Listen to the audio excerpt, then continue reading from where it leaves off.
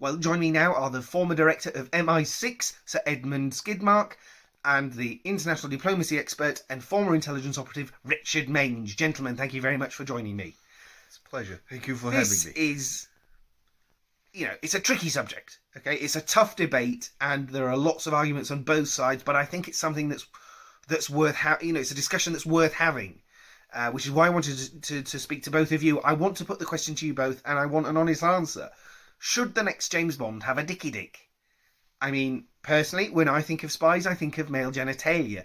Call me old-fashioned, that's just the sort of person I am. But, does that make me behind the times? Should I be expecting, a Jane Bond, or a Lydia Bond, or a Jane Bond? Sir Edmund, what are your thoughts? Well, I was never much a fan of the books, but I have to say that I think he should stay a man. Absolutely. I couldn't have put it better myself. And, I'm guessing here, but surely that's reflective of the real MI6. I'm sure that's wall-to-wall dicky dick. Is that right?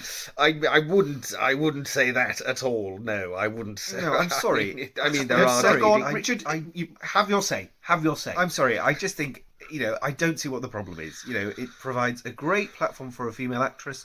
It could bring in some new audience. Well, if you don't mind me saying, franchise, that's more than just a little hysterical.